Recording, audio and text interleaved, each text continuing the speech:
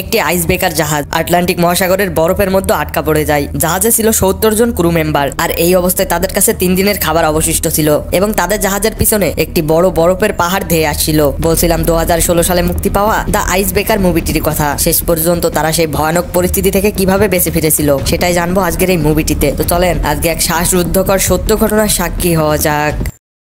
সময়টা ছিল 1985 সাল। তৎকালীন সময়ের সব আইস ব্রেকার জাহাজগুলির মধ্যে সোভিয়েত রাশিয়ার মিখাইল সোমভকে সবচেয়ে বড় আইস ব্রেকার জাহাজ হিসাবে মনে করা হতো। তো এই মিখাইল সোমভ জাহাজটি একদিন কিছু খাদ্য আর বৈজ্ঞানিক সরঞ্জাম নিয়ে আর্কটিক রিসার্চ সেন্টারে যাচ্ছিল। আর এই আর্কটিক রিসার্চ সেন্টারটি অস্ট্রেলিয়ার কাছে আন্টার্কটিকা অঞ্চলে অবস্থিত। এরপর আমাদের এই জাহাজের ক্যাপ্টেনকে দেখানো হয়। এর নাম হলো ক্যাপ্টেন পেট্রো। পেট্রো ছিল অনেক দক্ষ একজন ক্যাপ্টেন, আর মনের দিক থেকে সে একজন ভালো মানুষ। সে নিজের থেকেও তার ক্রু মেম্বারদের সুরক্ষা নিয়ে বেশি টেনশন করতো। তো তাদের জাহাজটি বরফ ভেঙে আস্তে আস্তে সামনের দিকে এগিয়ে যাচ্ছিল। তবে এক সময় তারা লক্ষ্য করে তাদের সামনে একটা উঁচু বরফের পাহাড়। আসলে এই বরফের পাহাড়গুলো একরকম ভাবে পানিতে ভেসে থাকতো। ক্যাপ্টেন পেট্রো তখন সিদ্ধান্ত নেয় তারা এই বরফের পাহাড়ের পাশ দিয়ে বেরিয়ে যাবে। তো এরপর কথা মতো জাহাজটি ঘোরানো হয়। তবে তারা এই বরফের পাশ দিয়ে যাওয়ার সময় দুর্ভাগ্যবশত তাদের জাহাজের পিছনের অংশ সেই বরফের পাহাড়ের সাথে অনেক জোরে ধাক্কা খায় এবং বরফ টুকরো টুকরো হয়ে তাদের জাহাজের উপরে পড়তে শুরু করে। আর এর ফলে জাহাজের ডেকে থাকা একজন ক্রু মেম্বার এবং তার সাথে থাকা একটি কুকুর নিয়ে সমুদ্রের পানিতে পড়ে যায়। ক্যাপ্টেন পেট্রো তাদেরকে পানিতে ডুবতে দেখে তাড়াতাড়ি নিচে সিঁড়ি নামাতে বলে। কথা মতো সিঁড়ি নামানো হয়, তবে এতে কোনো লাভ হয় না। তখন সেখানে থাকা অ্যাসিস্ট্যান্ট ক্যাপ্টেন, যার নাম ছিল অ্যারিমিব, সে বলে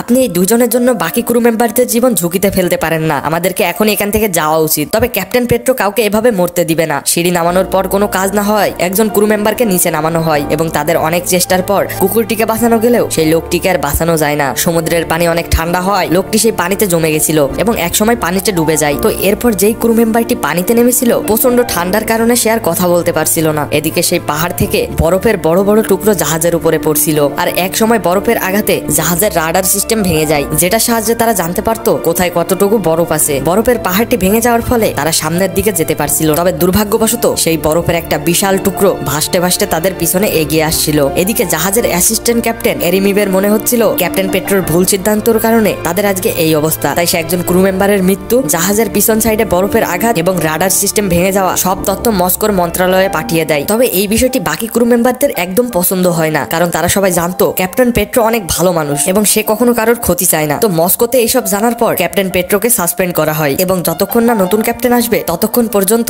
অ্যাসিস্ট্যান্ট ক্যাপ্টেন এরিমিবকে জাহাজের সকল দায়িত্ব দেওয়া হয়। এদিকে মস্কোর মন্ত্রণালয় থেকে নতুন ক্যাপ্টেনকে হেলিকপ্টারে করে পাঠানো হয়। এর নাম হলো ক্যাপ্টেন সেভজেনকো। ক্যাপ্টেন সেভজেনকোকে যেই হেলিকপ্টারে করে পাঠানো হয়েছিল ওই একই হেলিকপ্টারে ক্যাপ্টেন পেট্রোকে মস্কোর আদালতে নিয়ে আসার কথা ছিল। তবে সমুদ্রে অনেক বাতাসের কারণে হেলিকপ্টারের ইঞ্জিন গরম হয়ে যায়। যেমন তেমন করে হেলিকপ্টার ল্যান্ড করার পর হঠাৎ করে হেলিকপ্টারে আগুন লেগে যায়। এটা দেখে ক্যাপ্টেন পেট্রো এবং তার ক্রু মেম্বাররা সবাই মিলে নতুন ক্যাপ্টেন এবং পাইলটের জীবন বাঁচায়। তবে এই সবকিছুর পর ক্যাপ্টেন সেভজেনকো পেট্রোকে ধন্যবাদ না দিয়ে উল্টো বলে মস্কোর আদালত তোমার জন্য অপেক্ষা করছে। বোঝো ব্যাপার, উপকারীকে ভাগে খায়। হেলিকপ্টারে আগুন লাগার ফলে এই সময় পেট্রোকে নিয়ে মস্কোতে যাওয়া কোনোভাবেই সম্ভব না। এই জন্য সে আবারও জাহাজেই থেকে যায়। তো নতুন ক্যাপ্টেন সেভজেনকো অনেক স্ট্রিক্ট ছিল। সে এসে সবার প্রথমে কন্ট্রোল রুমে চলে আসে। সেখানে এসে দেখে একজন ক্রু মেম্বার তার কিউব পাজেলের সাথে বসে ডিউটি করছে। এটা দেখে ওই ক্রু মেম্বারকে অনেক বকাবকি করে এবং তার কিউব পাজেলটি নিয়ে সমুদ্রের পানিতে ছুড়ে ফেলে দেয়। আর সময়ের সাথে সাথে জাহাজটি সেখানে বরফে একদম বাজেভাবে ফেসে যায়। এদিকে আমরা পেট্রোর ওয়াইফকে দেখতে পাই, যে পেশায় ছিল একজন জার্নালিস্ট। কিছুদিন ধরে তিনি ভাবছিলেন ক্যাপ্টেন পেট্রোকে ডিভোর্স দিবেন। তবে তাদের এই বরফে ফেসে যাওয়ার ঘটনা শুনে তিনি অনেক ডিপার্টমেন্টে ছুটাছুটি করছেন যাতে দ্রুত তাদেরকে উদ্ধার করার জন্য রেস্কিউ টিম পাঠানো হয়। এখন আমরা দেখি জাহাজের সব ক্রু মেম্বাররা মিলে একটা মিটিং করছে, আর এই অবস্থা থেকে কিভাবে বেঁচে ফেরা যায় সেই বিষয়ে সবাই কথা বলছিল।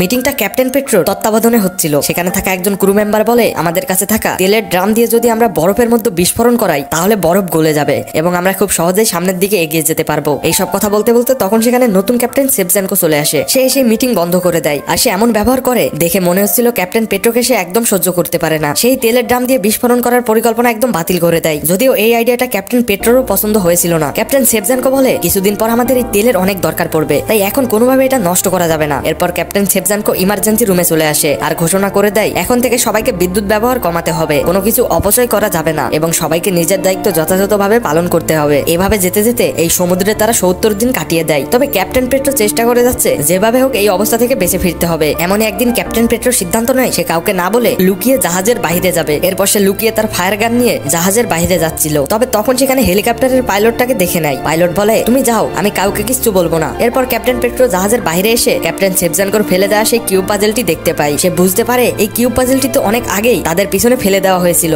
আর যেই পথ তারা অনেক আগেই অতিক্রম করে এসেছে। এরপর সেই কিউব পাজলটি নিয়ে আরো একটু এগিয়ে যাচ্ছিল, হঠাৎ সে বরফ ভেঙে নিচে পড়ে যায়, আর নিচে ছিল একটা পেঙ্গুইন। ক্যাপ্টেন পেট্রো ভয়ে সেখানে ফায়ার গান চালায়, আর জাহাজের উপর থেকে সেটা হেলিকপ্টারের পাইলট দেখতে পায়। সে বুঝতে পারে ক্যাপ্টেন পেট্রো কোনো বিপদে পড়েছে। এরপর পাইলট জাহাজের সব ক্রু মেম্বারদের নিয়ে ক্যাপ্টেন পেট্রোকে সেখান থেকে উদ্ধার করে। এরপর তাকে জাহাজের ডাক্তারের কাছে নিয়ে আসা হয়। ডাক্তার অনেক চেষ্টা করে এবং ট্রিটমেন্ট করার পর ক্যাপ্টেন পেট্রোকে সুস্থ করে তোলে। এরপর ক্যাপ্টেন শেফচানকো এসে পেট্রোকে অনেক বকাবকি করে, কাউকে না বলে এমন সিদ্ধান্ত নেওয়ার জন্য। তবে ক্যাপ্টেন পেট্রো তো খালি হাতে আসে নাই। সে বলে আমাদের জাহাজের পিছনে একটা বড় বরফের টুকরো খুব দ্রুত গতিতে এগিয়ে আসছে, আর আমরা যদি তাড়াতাড়ি সাহায্য না পাই তবে আমরা সবাই ঠান্ডায় এখানে মারা যাব। তবে ক্যাপ্টেন শেফচানকো তার কথায় বিশ্বাস করছিল না। তখন পেট্রো সেই ছুঁড়ে ফেলে দেওয়া কিউব পাজলটি ক্যাপ্টেন শেফচানকোকে দেখায়, যেটা অনেক দূরে ফেলে দেওয়া হয়েছিল, তবে সেটা এখন জাহাজের কাছে চলে এসেছে। এটা দেখে ক্যাপ্টেন শেফচানকো ক্যাপ্টেন পেট্রোর অভিজ্ঞতা সম্পর্কে বুঝতে পারে, আর এর সাথে তাদের পিছনে ধেয়ে আসা বিপদ সংকেতও বুঝতে পারে। এদিকে সময়ের সাথে সাথে জাহাজের উপরে আর আশেপাশে বরফ জমছিল, এবং সেই বরফ উঁচু হতে হতে প্রায় 1 থেকে 1.5 মিটার পর্যন্ত উঁচু হয়ে গেছিল।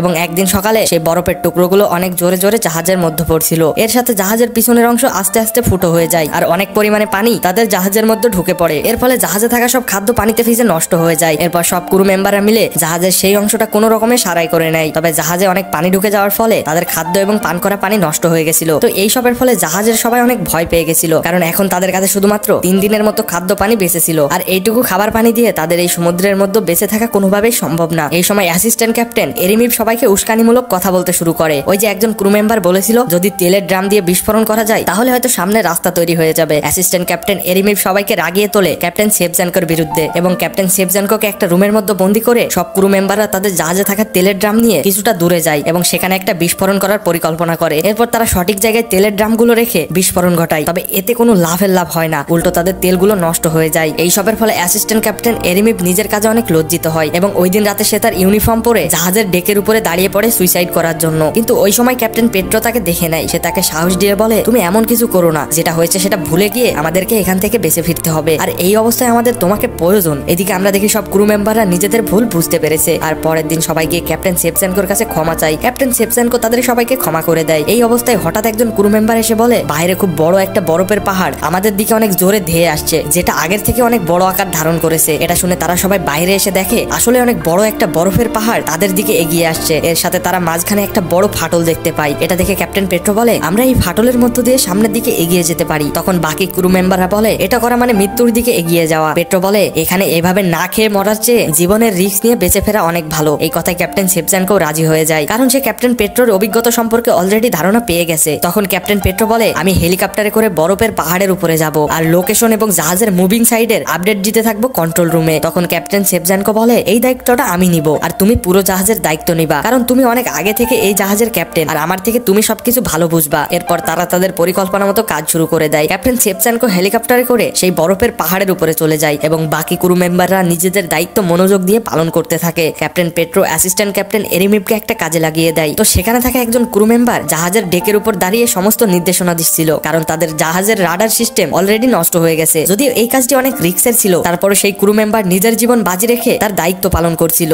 এরপর ক্যাপ্টেন শেফচানকোর বলা নির্দেশে তারা বহু কষ্টে সেই বরফের পাহাড় ভেঙে তাদের জাহাজটি সামনে যেতে পারে। এতে সবাই অনেক খুশি হয়, কিন্তু এইদিকে সমুদ্রে অনেক বাতাসের কারণে ক্যাপ্টেন শেফচানকোর হেলিকপ্টার দুলতে শুরু করে, এবং দুলতে দুলতে এক সময় বরফের পাহাড়ে ধাক্কা খেয়ে সমুদ্রের পানিতে পড়ে যায়। ক্যাপ্টেন শেফচানকো এবং হেলিকপ্টারের পাইলট এই ঠান্ডা পানিতে ডুবে যাচ্ছিল। এটা দেখে ক্যাপ্টেন পেট্রো তাদের জাহাজটিকে পিছনের দিকে নিয়ে যাচ্ছিল। সকল ক্রু মেম্বারকে বলে যেভাবে হোক ক্যাপ্টেন শেফচানকো আর পাইলটকে বাঁচাতে হবে। তবে সব ক্রু মেম্বাররা জাহাজ পিছনে নিতে নিষেধ করে, কারণ আগেরবার ঠিক এইরকম করার জন্য তাকে সাসপেন্ড করা হয়েছিল, আর সাথে জাহাজের অনেক ক্ষতি হয়েছিল। এদিকে ক্যাপ্টেন শেফচানকো আর পাইলট পানিতে ডুবে যাচ্ছিল। তখন ক্যাপ্টেন পেট্রো দ্রুত তাদের জাহাজটি পিছনে নিয়ে আসে, এবং সব ক্রু মেম্বাররা মিলে ক্যাপ্টেন শেফচানকো এবং পাইলটকে বাঁচিয়ে নেয়। এরপর তারা সেখান থেকে তাদের জাহাজটি নিয়ে সামনের দিকে এগিয়ে যায়। এভাবে কয়েকদিন যাওয়ার পর ক্যাপ্টেন পেট্রোর ওয়াইফ একটা আইস ব্রেকার জাহাজে তেল নিয়ে এবং রেস্কিউ টিম নিয়ে চলে আসে। এরপর তারা তাদের জাহাজে পেট্রোল লোড করে, তারপর সেখান থেকে নিজেদের গন্তব্যে ফিরে যায়। আর এভাবেই 133 দিন পর তারা সে ভয়াবহ আটলান্টিক মহাসাগর থেকে বেঁচে ফিরেছিল। এরপর আমরা দেখি সব খবরের কাগজে মিখাইল সোমভ জাহাজের ক্রু মেম্বারদের ছবি ছাপানো হয়েছে, যে কিভাবে তারা 133 দিন পর বেঁচে ফিরেছে। আর এই সবকিছু খবরের কাগজে দিয়েছিল পেট্রোর ওয়াইফ। আর এখানেই এই মুভিটা শেষ হয়। তো মুভিটা কেমন লাগলো সেইটা অবশ্যই আমাকে কমেন্ট সেকশনে জানাতে পারেন, আর ভিডিওটা ভালো লাগলে একটা লাইক দিতে পারেন, খারাপ লাগলে ডিসলাইক। দেখা হচ্ছে পরবর্তী কোনো ভিডিওতে।